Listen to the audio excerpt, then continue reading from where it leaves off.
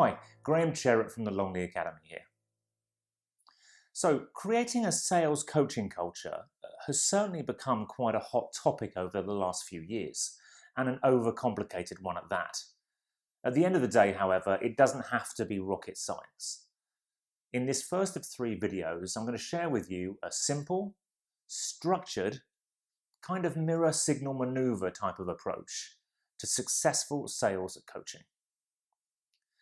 In the 3 videos, I'm going to cover, firstly, what foundations need to be set up to form the basis of a coaching culture in your sales organization. Next, we'll go into what you can coach to have the biggest impact on results. And in the final video, we'll cover how to coach and motivate your people to achieve great things. So let's start with the 3 essential foundations for your coaching culture. For the first foundation, people need to know how they're going to be measured, what's expected of them, and why it's so important. I've asked countless teams of salespeople and account managers if they know how they're measured, what's expected of them, and why it's important. What ensues is usually a lengthy conversation with everyone having a different understanding of A, what the expectations of their manager are, and B, the business as a whole overall. All of this ends up in much confusion and frustration. So let's reverse engineer how your salespeople think.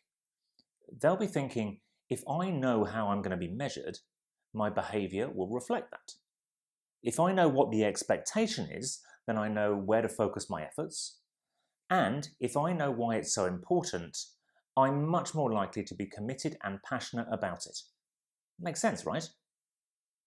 So, the quickest way to check if your team is clear on all this is simply to ask them. Ask them how they think they're measured, what they think is expected of them, and why they think it's important. If you've communicated this to them effectively, everyone's going to give you the same answer. And if that happens, please get in touch and let me know, because that virtually never happens. Everyone thinks they're measured in different ways, everyone's vague about what the expectation is, and most of the time, they have no idea why it's so important. So to sum up, ask your team, get their feedback, and then focus on ensuring the foundations are set in place.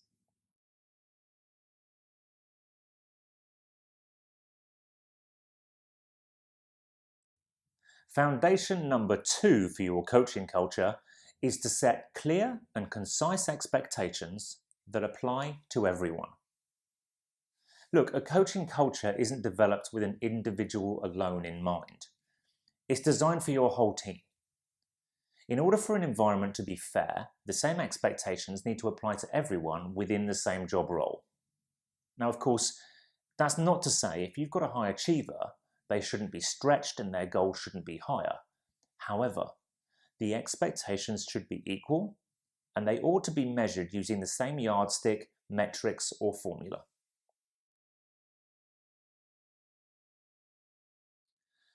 The third and final foundation of a successful coaching culture is simple. Just don't overload your people with paperwork, reporting, or CRM data input. I mean, it's self-explanatory, isn't it? Successful people want to be free to do their job, not chained to their desk, filling in endless paperwork or reporting. So in summary, you need to be fully confident that your people know, firstly, how they're going to be measured, what's expected of them, and why. Secondly, that they understand the crystal clear and concise expectations that apply to everyone. And thirdly, you haven't overwhelmed them with endless reporting and paperwork. You can now turn your attention to how best to coach and motivate your people. In the next video on successful sales coaching, we'll explain what 3 things you can coach to have the quickest and most measurable impact on results.